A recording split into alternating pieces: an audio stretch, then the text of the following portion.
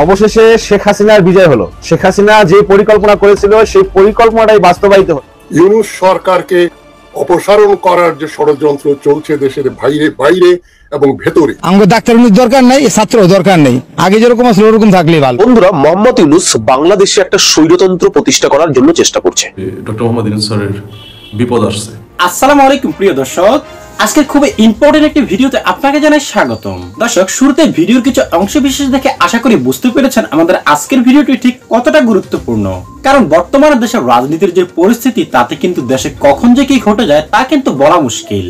তাই আশা করব আজকের গুরুত্বপূর্ণ ভিডিওটি না টেনে সম্পূর্ণ দেখবেন, তবে আপনি বিষয়টি ভালো করে বুঝতে পারবেন। তবে চলুন দর্শক, আর দেরি না করে এবার আমরা মূল ভিডিওতে চলে যাই। ইউনূস সরকারকে অপসারণ করার যে ষড়যন্ত্র চলছে দেশের বাইরে বাইরে এবং ভেতরে, এটা যতদিন বন্ধ না হয় ততদিন আমি একই কথাগুলো বলে যাব হতে হবে। আমি তারেক রহমানের সঙ্গে কণ্ঠ মিলিয়ে বলতে চাইছি যে এখন ডক্টর ইউনূসের যে সরকার, সে সরকারকে অপসারণ করার সকল শক্তিকে প্রতিহত করতে হবে। আমরা যে কোনো মূল্যে ডক্টর ইউনূসের সরকারকে টিকিয়ে রাখবো। এখন ডক্টর ইউনূসকে বিতর্কিত করি, তার বিরুদ্ধে একটা আন্দোলন দাঁড় করানোর যে চেষ্টা হচ্ছে, সে ব্যাপারে ডক্টর ইউনূস কতটা সচেতন আমি জানি না। তবে আমি আজ ওনাকেও জানাচ্ছি, আপনার বিরুদ্ধে কিন্তু যারা আপাত দৃষ্টিতে আপনার বন্ধু, তারাই ষড়যন্ত্রে মেতেছে।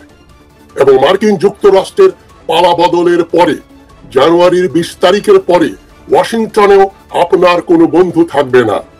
ট্রাম্প অ্যাডমিনিস্ট্রেশন যতই বাংলাদেশের ব্যাপারে নিষ্ক্রিয় থাকুক, বাংলাদেশ সম্বন্ধে কিছু না জানুক, তবুও ভারতের স্বার্থ রক্ষার্থে নরেন্দ্র মোদীর চেষ্টায় ট্রাম্প এমন কিছু করবে যেটা ডক্টর ইউনূস তথা বাংলাদেশের জন্য খুব সুখপ্রদ হবে না। এতে আওয়ামী লীগাররা খুশি হতে পারে, তবে একটা পালা আমাদের নিশ্চিত হয়ে গেছে যে হাসিনা, জয়, পুতুল, রেহানা এরা আর জীবনেও বাংলাদেশে আসতে পারবে না। ক্ষমতা দখল করা তো দূরের কথা, কিন্তু ভারত এক বাস্কেটে সব ডিম রাখে না। ভারত শুধু আওয়ামী লীগ নির্ভর নয়, এটা যারা বোঝেন না তারা বোকার স্বর্গে বাস করেন। ভারত বাংলাদেশের কমপক্ষে দুটো বড় দল, একটা বিএনপি আর একটা জাতীয় পার্টি, তাদের ভেতরে এবং অন্যান্য তথাকথিত বামপন্থী দলগুলোর ভেতরে একেবারে মনে প্রাণে জয় হিন্দ, মনে প্রাণে ভারতীয় লোকদের তারা এই 50 বছর আগে থেকে ঢুকিয়ে রেখেছে। তারা মাঝে মাঝে তাদের স্বরূপ দেখায়, যেমন আমি পরশুদিন আলোচনা করলাম যে দুটো অতি চেনা মুখ, যাদেরকে আমরা আমাদের সহচর বলে, সঙ্গী বলে মনে করে আসছি। একজন হচ্ছেন মাহমুদুর রহমান মান্না, আরেকজন হচ্ছেন জুনায়েদ সাকি। তাদেরকে আমরা কোথায় দেখলাম? ঢাকায় একটা সভা হলো, বাংলাদেশে হিন্দু সম্প্রদায়ের উপর নাকি অত্যাচার হচ্ছে, নিপীড়ন হচ্ছে। তাদের প্রতিবাদে যে তথাকথিত মানবাধিকার কতগুলো ভূঁইপোড় সংগঠনের সভায় তারা উপস্থিত ছিলেন। তারা মাহমুদুর রহমান মান্না এবং জুনায়েদ সাকি প্রমাণ করে দিলেন যে একবার যে বাম হয় সে বামই থাকে। যেমন মির্জা ফখরুল ইসলাম, বাম মানেই ভারতীয় দালাল থাকে। কোমর, আমাদের সময় যেগুলো দেখতাম কোমর ভাঙা, হাত পা গুলো চিকন চিকন, পাঞ্জাবা পাঞ্জাবি, ময়লা স্যান্ডেল পরে, ময়লা পাঞ্জাবা পাঞ্জাবি পরে, এসো হে বৈশাখ, এসো এসো, আমরা ওদেরকে বলতাম হারমোনিয়াম পার্টি। এই হারমোনিয়াম পার্টিরা কিন্তু এখন সক্রিয়। এই যাদের প্রতিনিধি দেখেন ডেইলি স্টার, প্রথম আলোর মতিউর রহমান, এই মতিউর রহমান দেখেন, সে কিন্তু সোচ্চার। এই যে ম্যাট্রিক পাস এক লোককে ধরে এনে, এক খেলারামকে ধরে এনে উপদেষ্টা বানানো হলো, সে নাকি সিনেমা করে, নাটক করে, হ্যাঁ, সমকামী, পরকিয়া, মুজিবের ছবিতে যার স্ত্রী অভিনয় করেছে সেই ফারুকি, সারোয়ার ফারুকিকে কিভাবে ডিফেন্ড করছে প্রথম আলো, দেখেন না? তো তারা তাদের যে মনের ভেতরে যা আছে সেটা লুকিয়ে রাখতে পারছে না। তারা ষড়যন্ত্রে তৎপর, এবং ভারত এখানে শুধু আওয়ামী লীগের বাস্কেটে ডিম রাখেনি, তারা ছদ্মবেশে, ছদ্মনামে যারা মাঠে নামবে, নেমেছে অলরেডি, তাদেরকে দিয়ে দিল্লি খেলাটা খেলছে। দিল্লির আপাতত উদ্দেশ্য যে কোনো মূল্যে যেভাবেই হোক ডক্টর ইউনূসকে একেবারে কলঙ্কিত করে, বদনাম করে তাকে অপসারণ করতে হবে। আমি ডক্টর ইউনূসের যে নীতিগুলো উনি যা করছেন বা কিছু করছেন না, তার আমি ঘোর বিরোধী। তবু আমি মনে করি এই মুহূর্তে ডক্টর ইউনূসের ক্ষমতা ছেড়ে চলে যাওয়াটা একটা অশনি সংকেত হবে। দেখুন, পদ্মা নদ সেতুর নিচ দিয়ে অনেক পানি গড়িয়েছে, অনেক কিছুই ঘটেছে, অনেক কিছুই ঘটছে। চুপ্পু ওয়াকাররা বসে নেই। ওয়াকার বলতে কিন্তু তার যে সহযোগী জেনারেল ভারতপন্থী হাসিনাপন্থী তারা কিন্তু এখনো বহাল তবিয়তে। শোয়েব সালাউদ্দিন চৌধুরীর কি হলো?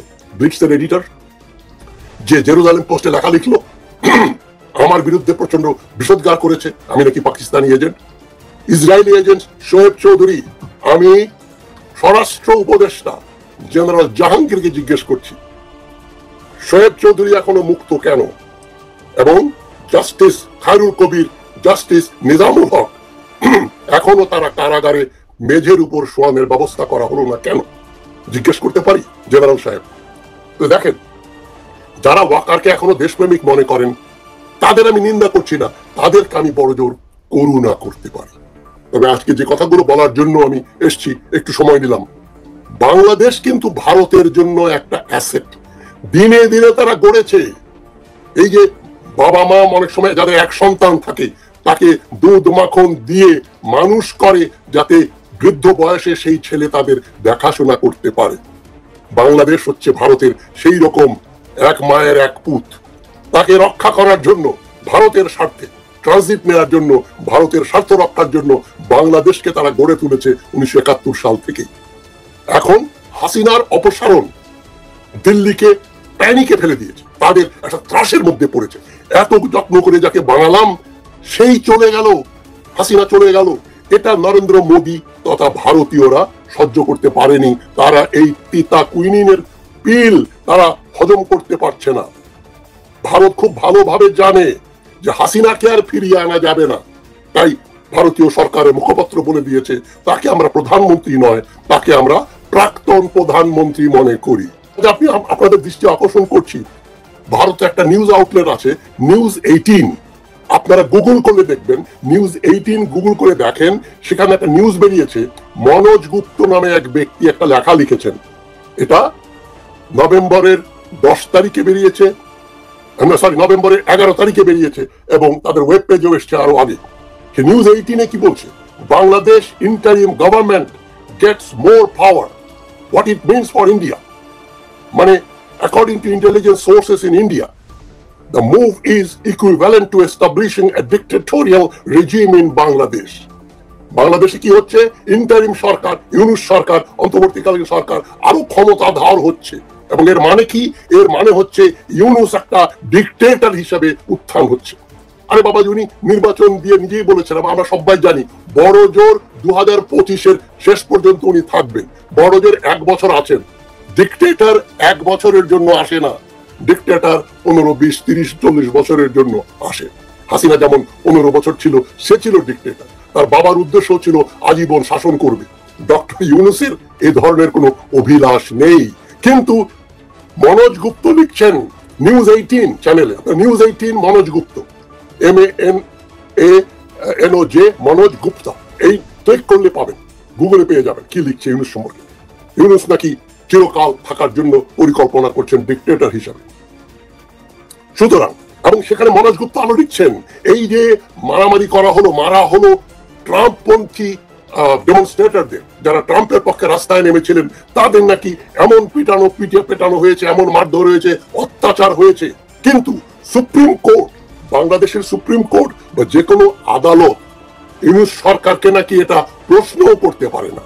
বলছে the Supreme Court of Bangladesh or any other court cannot question the validity of any action by this government. এই গভর্নমেন্টের কোনো কাজের কোন রকম প্রশ্নও করতে পারে না সুপ্রিম কোর্ট বা যে কোনো আদালত। এটাই হচ্ছে মনোজ গুপ্তের রিপোর্ট নিউজ 18-এ।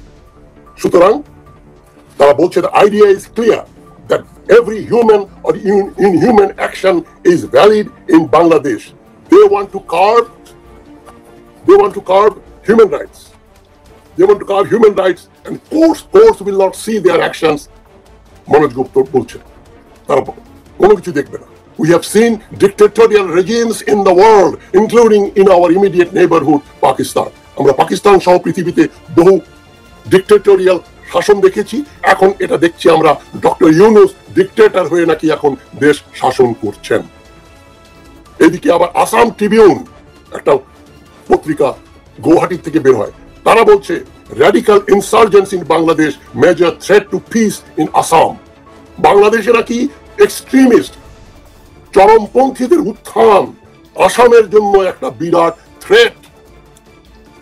কিন্তু তারা মণিপুর সম্বন্ধে বলছে না কিছু, যে মণিপুরে কি হচ্ছে, আসামে সাধারণ জনগণ কি মনে করছে। সুতরাং এই যে ডোনাল্ড ট্রাম্পকে নিয়ে যে কথাগুলো ইন্ডিয়া টুডেও বলেছে 8ই নভেম্বর এবং 10ই নভেম্বর, যেটা আমি গত শোতে সাইট করেছি, যে crack down on Trump supporters in Bangladesh, ওটা হচ্ছে caption, Bangladesh cracks down on Trump supporters after he decrease anti minority attacks. Friday 8 November এবং সানডে 10 নভেম্বর এই খবরগুলো এসছে। এখন এগুলোর মাধ্যমে আমরা কি দেখতে পাচ্ছি, ভারত একটা পরিকল্পনায় 1 পা 2 পা করে এগুচ্ছে।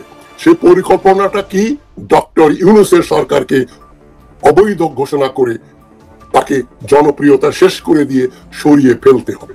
তবে আমি আমার আশঙ্কার কথা আগেও বলেছি, আবার বলছি, আমি যেটা আশঙ্কা করছি সেটা হচ্ছে তারা নৃশংসভাবে ডক্টর ইউনূসকে সরিয়ে দেবে, এটুকুই বললাম। এবং এই জেনারেল ওয়াকারের নেতৃত্বে সেনাবাহিনী সেটা করবে, সিনিয়র বেঈমান গুলো, জেনারেল গুলো, ভারতপন্থী, তারা এটা করবে। ইউনূস সাহেবকে বিদায় করে দিয়ে বলবে ভারতীয়রা, আওয়ামীরা এগুলা করেছে, আমরা দেখে নেব, দেশপ্রেমিক সেনাবাহিনী এটা বরদাস্ত করবে না, ইত্যাদি ইত্যাদি ইত্যাদি ইত্যাদি ইত্যাদি। আপনারা ওয়াকারের মুখ থেকেই হয়তো শুনতে পাবেন। সেই মেয়ে বলবে, চোরের মুখে বড় কথা হবে, বলবে যারা মেরেছে তাদের আমরা দেখে নেব। ইতিমধ্যে আমরা তো রাষ্ট্র এভাবে যেতে দিতে পারি না, দেশপ্রেমিক সেনাবাহিনী তাই দেশের ক্ষমতা দখল করছে। একটা সেনা অভ্যুত্থানের মাধ্যমে, জেনারেল ওয়াকারের মাধ্যমে, মানে এরশাদের মাধ্যমে যেটা করেছিল জিয়াউর রহমানকে হত্যা করিয়ে, ভারত 1981 সালে একই খেলা খেলছে এখন মোদী সরকার ইউনূস সরকারকে নিয়ে। আর একটা Khelaram matric pass, Sarwar Faruqui matric pass, তাকে নিয়ে আসা হয়েছে সাংস্কৃতিক মন্ত্রণালয়ের উপদেষ্টা করে। এগুলো ডক্টর ইউনূসের হাত দিয়ে হয়েছে, তবে তিনি জানেনও না তাকে করতে হয়েছে। ডক্টর ইউনূস যে ডিক্টেটর তো দূরের কথা, তিনি একজন উপদেষ্টা, যে সাধারণ ক্ষমতা থাকে সে ক্ষমতাও তার নেই, তার হাত পা বাঁধা। এটা ডক্টর ইউনূস কেন প্রকাশ্যে বলেন না? 84 বছর বয়স আপনার, আপনি বলে ফেলেন না। এবং এই যে আমির খসরু মাহমুদ চৌধুরীরা দিল্লিতে যান কেন এখন হঠাৎ করে? এবং তারা, আমি সবচেয়ে অবাক হয়েছি, তবে এখন বুঝতে পারছি ঘটনাটা কি। বিএনপির সালাউদ্দিন, যাকে আমি মাথার উপর তুলে রাখতাম, তার সঙ্গে আমার বহুবার ঘন্টার পর ঘন্টা টেলিফোনে কথা হয়েছে, উনি যখন শিলংয়ে ছিলেন।